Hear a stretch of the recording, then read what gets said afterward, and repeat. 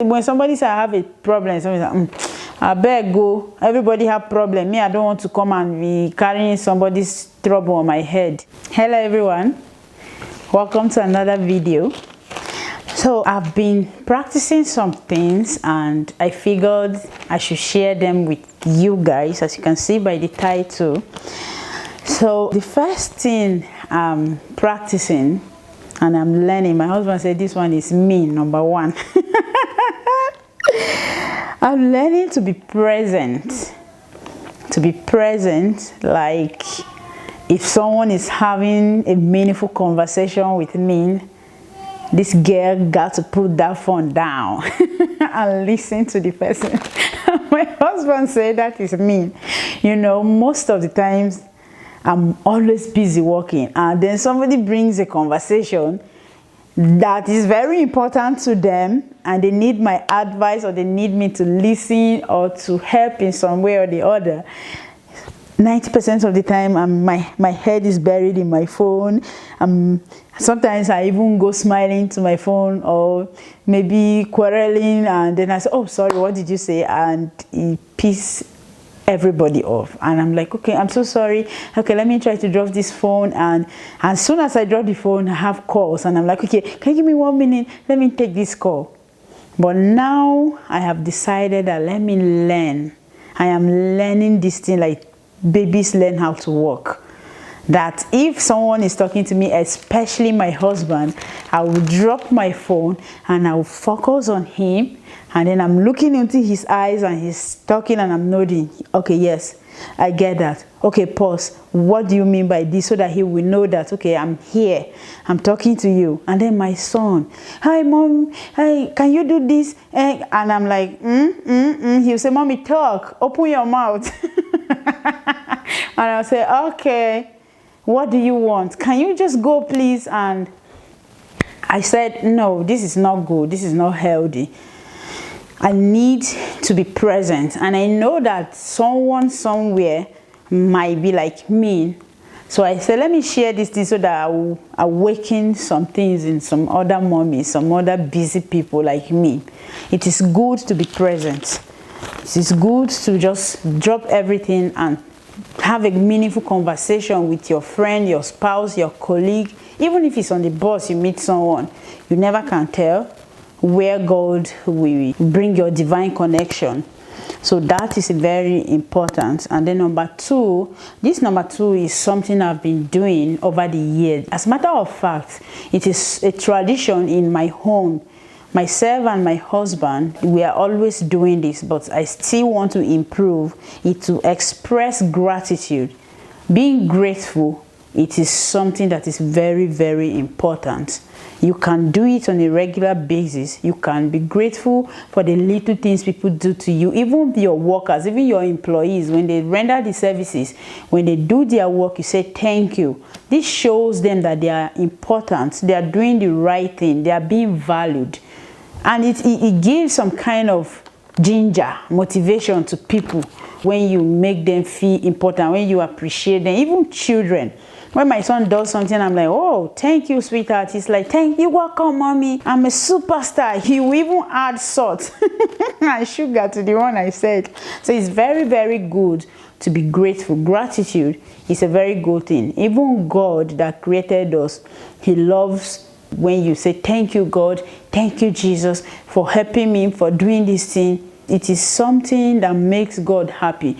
Bishop Oyedepo says, when you praise God, when you say thank you, is application for more. How much more a human being that loves all these things, when you say thank you to someone, you make the person happy, you make the person feel valued. So if you've not been saying thank you enough, if you've not been showing gratitude to even little things like, please help me clean this table, thank you. Please try and start doing it so that even your children will learn from you, because that's what I'm doing and that's why I want to share with you. And then number three is expression. I'm learning not to hold things. Growing up, I was a very forward person. Whether you gossip me or you talk to me anyhow, I'll give it back to you immediately. And then now that I'm a full-grown adult, I wanted to be laid back a bit and not be confronting people so much and maybe push people away from me because people tend to like shy away if you are too forward. And then I became too, like, I'll build up things in my mind and I'll not want to hurt anybody. So recently I've decided that no, if you do something that I don't want, I let you know. I've been doing that with my husband over the years, but with other people I just hold it in. And these days I say no, if you do something I don't want, I let you know that, oh, this thing you did, I felt so bad about it, I wasn't happy, so can you not do this next time? Or maybe next time you try to do it this way. And it's good to express yourself in a polite way, not to make people feel bad. And if sometimes when you hold them in, it becomes grudge. So but when you let people know that, okay, this you did was not good and it didn't sit well with me, you just let it go. And then number 4 says, turn assumptions into question. This one, my pastor is always saying, assumption is the mother of frustration. And then my husband will always tell me, why are you always assuming? And I'll be so angry with him. I say, okay, go and ask. If my assumptions are not right, then you come and quote me. Well, sometimes the assumptions are right, but most of the times they are not correct. Because like I was discussing with my husband in the afternoon today, I said, for example, someone is in a hurry and then the person is coming towards you. Obviously, the person must have seen you, because everybody looking at you and the person will say, no, this person is coming this direction, you're standing here, the person will see you. This person might not see you, and then you are angry that she or he didn't greet you, maybe because of, then you now go with the assumption. But it's possible this person, my husband said the person might be purging. The person's child is not feeling fine and they are hurrying up to meet up with the doctor's appointment. The person needs to go for a job interview and they're in a hurry. My husband said they can look. Sometimes people look but they don't see. They'll be looking at you but they won't see you. So if you assume, instead of saying, where are you going? Or I saw you in the morning, you were looking at me and you didn't greet me, so I was wondering what's up. And the person be like, oh my goodness, I'm so sorry I didn't see you. Or, oh, I saw you while I was far, but when I was approaching, I didn't even remember because my mind was preoccupied. You'll be surprised. And then another example, maybe you're looking for money in the house to buy soup or buy detergent or any other thing, and then you go ask your spouse, can you give me 1,000 naira, 500 naira? This person is like, no, I have nothing on me. There's nothing in this house. You already know that.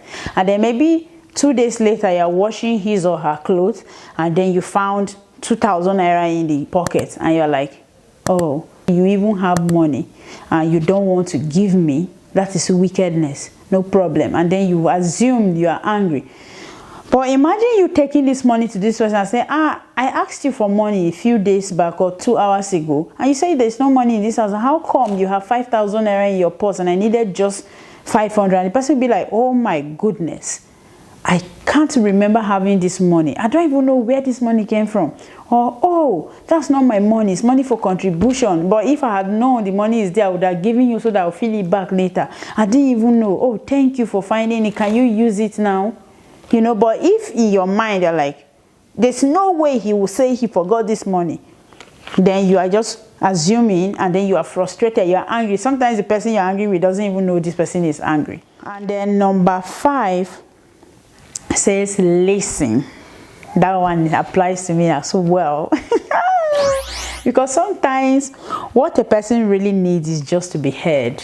The person just wants you to listen and know that, okay, they are going through something. Sometimes they just want you to know that, okay, they are not mad. They just want someone to hear them so that they will feel, okay, I'm not mad. I'm not just assuming this thing. Okay, I'm a human being. Somebody can actually listen to me. And your duty is to say, oh, I understand. Yes. Okay, I know so and so person and so and so situation, but it was better, you know. This person felt better, they got their healing, they got their child, and the situation was resolved amicably, you know, so that the person will feel, okay, so this thing that is disturbing me can actually have a solution. And sometimes you can go, oh, do you mind if I share it with someone else so that we can see if we can come up with a solution? Or do you mind I help with a little token I have? Just listen. Sometimes these people don't really, sometimes when somebody says I have a problem, somebody's like, I beg go. Everybody have problem. Me, I don't want to come and be carrying somebody's trouble on my head.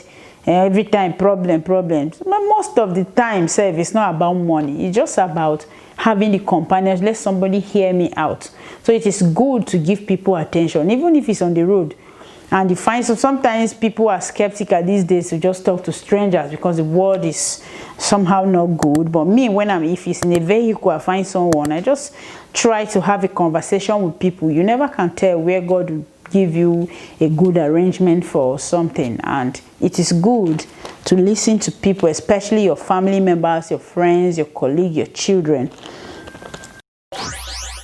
Number 6 says, check in. If something feels off, don't wait for them to reach out. Be proactive. Let's say somebody did something you don't like, or somebody is doing something you are suspecting not to be good. Instead of you to wait, let me wait until she lands on top of my toes, I will deal with her. And then you allow this thing become sour. That's when you now go and start reacting. And then sometimes when you go react, to discover that what you were thinking is not even that. And then this thing has already gone bad. What would you do? But when somebody messes up, you tell the person immediately, not in a bad way. We had a situation like that with some people that are a bit close to us. And initially, I wasn't happy about it. But I decided that, okay, let me go and address this thing. It might not be what I'm thinking, or they might not know they're doing the wrong thing. And I approached them and I said, hey, you took the right decision, but you didn't go about it the right way. You are doing the right thing at the wrong time. So I feel this and this and this should be done so that this will be the right thing to do. And they took steps. They even apologized and took steps. So imagine I sat back and I'm waiting for them to reach their destination. That would have been very bad. That would have destroyed our relationship with them. It would have reached a level where if what they wanted to do backfired, someone would have ended up in the police station. But because I was proactive about it, I took steps before it got bad. The situation was resolved amicably. And then we have number 7. Number 7 says, always remind them. Always let people know, your friends, your loved ones, that you love them. You care about them. You know what they are going through. You are always here for them. You are proud of them. These little things, they are wonderful. These things can heal sickness. They make people feel, wow, so they know that I'm here. Oh, I'm special, especially children, especially your spouse, your wife and your husband.